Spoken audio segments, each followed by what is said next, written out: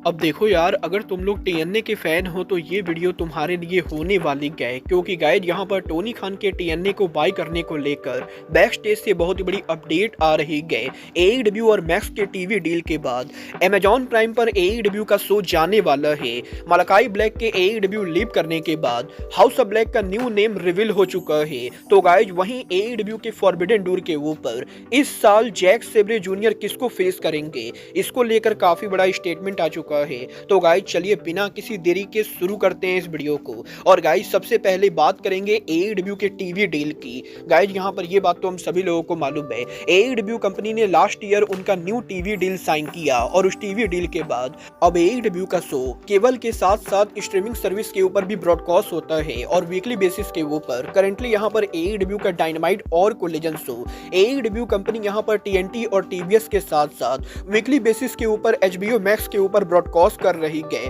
और यहीं एईडब्ल्यू के इस बड़े डील के बाद अब एईडब्ल्यू कंपनी के अमेजॉन प्राइम से टीवी डील को लेकर बैक स्टेज से मेजर अपडेट आ रही है। गाइस यहाँ पर ये बात तो मैं आपको ऑलरेडी बता चुका हूँ, एईडब्ल्यू कंपनी ने यहाँ पर एचबीओ मैक्स के साथ जो न्यू डील की गई उस डील के अंदर एईडब्ल्यू कंपनी यहाँ पर उनके वीकली शोज के साथ साथ पेपर व्यू को भी मैक्स के ऊपर ले जाने वाले गए और एईडब्ल्यू का सारा लाइब्रेरी कंटेंट भी एईडब्ल्यू कंपनी मैक्स के ऊपर मूव करेगी। बट अब यहाँ पर इस चीज को लेकर अपडेट आ रही है कि 2025 में अमेजॉन प्राइम के ऊपर एईडब्ल्यू के पेपर व्यू को पॉसिबली लाया जाने वाला है और स्पेशली यहाँ पर एईडब्ल्यू के पेपर व्यू यूएसए, कनाडा और यूके के अंदर अमेजॉन प्राइम के ऊपर डिजिटल पेपर व्यू कैटेगरी में अवेलेबल होने वाले गए और यहाँ पर 2025 के अंदर अमेजॉन प्राइम यहाँ पर उनके डिजिटल पेपर व्यू कैटेगरी के अंदर एईडब्ल्यू के शो को लाने वाली गए। वेल देखना दिलचस्प होने वाला है कि अमेजॉन प्राइम पर एईडब्ल्यू के पेपर व्यूज के मूव होने के बाद एईडब्ल्यू कंपनी को क्या कुछ फायदा होता है और अमेजॉन प्राइम के through AEW company digital pay per view से कितने पैसे बनाती है। बट गाइस चलिए फिलहाल आगे बढ़ते और बात करते हैं farmer AEW world champion स्वॉर्ब Stickland की। गाइस यहाँ पर ये बात तो हम सभी लोगों को मालूम है, स्वॉर्ब स्टिकलैंड करंटली यहाँ पर एईडब्ल्यू के अंदर रिकोसेट के साथ राइवलरी कर रहे हैं। बट स्वॉर्ब और रिकोसेट के इस राइवलरी से पहले एईडब्ल्यू के अंदर स्वॉर्ब और बॉबी लेस्ली की राइवलरी चल रही थी और ओरिजिनली यहाँ पर ये दोनों एक दूसरे को रीमैच में फेस करने वाले थे। बट सडनली यहाँ पर एईडब्ल्यू कंपनी ने बॉबी लेस्ली और स्वॉर्ब के राइवलरी को बंद करके स्वॉर्ब स्टिकलैंड की न्यू राइवलरी को शुरू कर दिया और अब यहाँ पर बॉबी लेस्ली और स्वॉर्ब के स्टोरी लाइन का क्या होगा, इसको लेकर काफी बड़ी अपडेट आ रही है। गाइस यहाँ पर डब्ल्यूओएन का ये दावा करना है कि एईडब्ल्यू के अंदर बॉबी लेस्ली और स्वॉर्ब स्टिकलैंड की जो स्टोरी लाइन चल रही थी उस स्टोरी लाइन को एईडब्ल्यू ने टेम्पोररी तौर पर यहाँ पर शट डाउन किया है। बट आगे चलकर वो स्टोरी लाइन दोबारा से शुरू होने वाली है और यहाँ पर फिलहाल एईडब्ल्यू के अंदर बॉबी लेस्ली वैसे तो टैग डिवीजन के अंदर काम कर रहे गए बट बहुत ही जल्द आगे चलकर स्वॉर्ब और बॉबी लेस्ली दोबारा से इस राइवलरी को स्टार्ट करेंगे और हमें यहाँ पर ये दोनों आपस में एक बार फिर से फाइट करते हुए दिखाई देंगे। वेल देखना दिलचस्प होगा कि स्वॉर्ब स्टिकलैंड और बॉबी लेस्ली की राइवलरी रीस्टार्ट कब होती है। बट गाइज चलिए फिलहाल आगे बढ़ते और बात करते हैं टीएनए सुपरस्टार क्रेजी स्टीव की। वेल गाइज बात करें अगर यहाँ पर क्रेजी स्टीव की तो गाइज अब मैं आपको बता दूं, इस हफ्ते जब एईडब्ल्यू कंपनी उनका डायनामाइट कर रही थी तो एईडब्ल्यू डायनामाइट के लाइव जाने से पहले एईडब्ल्यू के शो के ऊपर डार्क मैच के अंदर टीएनए सुपरस्टार क्रेजी स्टीव को देखा गया था और एईडब्ल्यू डायनामाइट के लाइव जाने से पहले क्रेजी स्टीव एईडब्ल्यू के रिंग के अंदर डार्क मैच में रेसल कर रहे थे और यहीं एईडब्ल्यू के शो पर क्रेजी स्टीव के रेसल करने के बाद अब इस चीज को लेकर तगड़ी रूमर चल रही है कि पॉसिबली यहाँ पर क्रेजी स्टीव टीएनए रेसलिंग को लीव करके ऑल एलीट रेसलिंग को फुल टाइम ज्वाइन कर सकते गए। मतलब ये तो आने वाला टाइम बताएगा कि टोनी खान यहाँ पर क्रेजी स्टीव को सिर्फ वन टाइम के लिए डार्क मैच में बुक कर रहे थे या फिर टोनी खान सच में आगे क्रेजी स्टीव को साइन करने वाले हैं।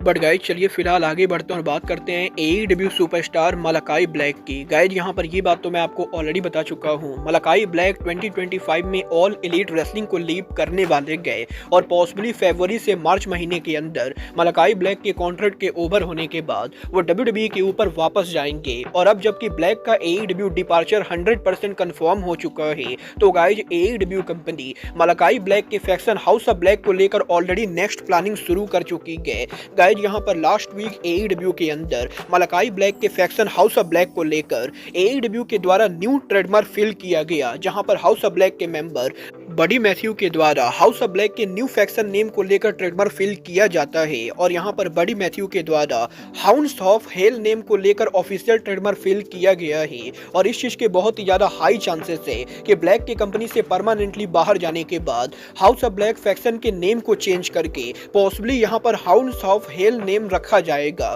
बल देखना दिलचस्प होने वाला है कि हाउस ऑफ ब्लैक का नेम ऑफिशियली कब चेंज होता है और एईडब्ल्यू के अंदर ब्लैक की कंपनी को लीव करने के बाद क्या हाउस ऑफ ब्लैक के अंदर कोई नया मेंबर आता है या नहीं। बट गाइस चलिए फिलहाल आगे बढ़ते और बात करते हैं एईडब्ल्यू के साल के one of the biggest pay per view forbidden door की। वेल बात करें अगर यहाँ पर फॉरबिडन डोर की तो गाइस ये बात तो हम सभी लोगों को मालूम है, एईडब्ल्यू कंपनी यहाँ पर इस साल उनके फॉरबिडन डोर पेपर व्यू को लंदन के अंदर करने वाले गए और पहली बार एईडब्ल्यू और एनजेपीडब्ल्यू यूके के अंदर उनका कोई क्रॉस प्रमोशन पेपर व्यू करेंगे और यही यूके में एईडब्ल्यू के इस साल के फॉरबिडन डोर के ऊपर एनजेपीडब्ल्यू के IWGP world heavyweight champion Jack Sabre junior किसको फेस करेंगे। इसको लेकर जैक सेब्रे का बड़ा स्टेटमेंट आ चुका है। गाइस यहाँ पर इस हफ्ते टोक्यो स्पोर्ट के साथ लेटेस्ट इंटरव्यू के अंदर जैक सेब्रे जूनियर ने फाइनली ये रिवील किया कि वो यूके में इस साल फॉरबिडन डोर के ऊपर एईडब्ल्यू के किस रेसलर को फेस करना चाहते गए। गाइस यहाँ पर जैक सेब्रे जूनियर का ये कहना है कि वो यहाँ पर यूके में किसी ब्रिटिश रेसलर को फेस करना चाहते गए और करंटली यहाँ पर एईडब्ल्यू के अंदर दुनिया का one of the best British wrestler काम कर रहा है और वो रेसलर और कोई नहीं बल्कि विल ऑस्प्रे गए और जैक सेब्रे जूनियर इस साल के फॉरबिडन डोर के ऊपर विल ऑस्प्रे को यूके में फेस करना चाहते गए क्योंकि जैक सेब्रे जूनियर ये बिलीव करते गए कि जैक सेब्रे जूनियर और विल ऑस्प्रे दोनों के यूके के होने की वजह से जब ये दोनों यहाँ पर उनके होम कंट्री क्राउड के सामने परफॉर्म करेंगे तो क्राउड यहाँ पर क्रेजी जाने वाले गए और जैक सेब्रे जूनियर ने यूके में ऑलरेडी इंडी रेसलिंग के ऊपर काफी सालों पहले विल ऑस्प्रे को काफी बार फेस किया है बट अब यहाँ पर ये पहली बार होगा जब ये दोनों किसी मेजर प्लेटफॉर्म के ऊपर अपनी होम कंट्री में आमने सामने होंगे। और आपको क्या लगता है फॉरबिडन डोर के ऊपर Jack Sabre Junior versus Ospreay book करना चाहिए या नहीं? आप लोग मुझे कमेंट करके बताइए। बट गाइस चलिए फिलहाल आगे बढ़ते हैं और बात करते हैं यूएसए की तीसरी सबसे बड़ी company total non stop action TNA wrestling की। गाइस यहाँ पर ये बात तो हम सभी लोगों को मालूम है 2025 टीएनए रेसलिंग के लिए बहुत ही बड़ा ईयर होने वाला है क्योंकि 2025 में टीएनए के पहले पेपर व्यू के ऊपर ही करीबन यहाँ पर 4000 से ज्यादा लोग अरीना के अंदर मौजूद थे और टीएनए रेसलिंग के प्रोडक्शन और सेट डिजाइन के अंदर भी टीएनए रेसलिंग ने काफी ज्यादा इंप्रूवमेंट की गए और अब यहाँ पर टीएनए और डब्ल्यूडब्ल्यूई के new multi year 5 year contract के बाद टीएनए और डब्ल्यूडब्ल्यूई के बीच में लगातार क्रॉस प्रमोशन होने वाला है। बट गाइस यहीं अब टीएनए रेसलिंग के पॉसिबली सोल्ड आउट होने को लेकर बैक स्टेज से मेजर अपडेट आ रहे गए। गाइस यहाँ पर इस चीज को लेकर अपडेट आ रही गए कि पिछले कुछ सालों के अंदर एंथम स्पोर्ट ने काफी बार टीएनए रेसलिंग को बेचने की कोशिश की और इवन यहाँ पर 2019 में एईडब्ल्यू के फाउंडेशन से पहले टीएनए रेसलिंग ने यहाँ पर उनकी कंपनी को टोनी खान को बेचने की कोशिश की थी और ओरिजिनली 2018 में जब ऑल इन पेपर व्यू के बाद टोनी खान अक्टूबर में उनकी खुद की कंपनी खोलने का प्लान कर रहे थे, उस समय यहाँ पर टीएनए रेसलिंग को ये बात पता चली थी और टीएनए के मैनेजमेंट ने उसी टाइम के ऊपर टोनी खान को अपनी कंपनी बेचने की कोशिश की थी बट टोनी खान ने उस टाइम टीएनए रेसलिंग को खरीदने से मना कर दिया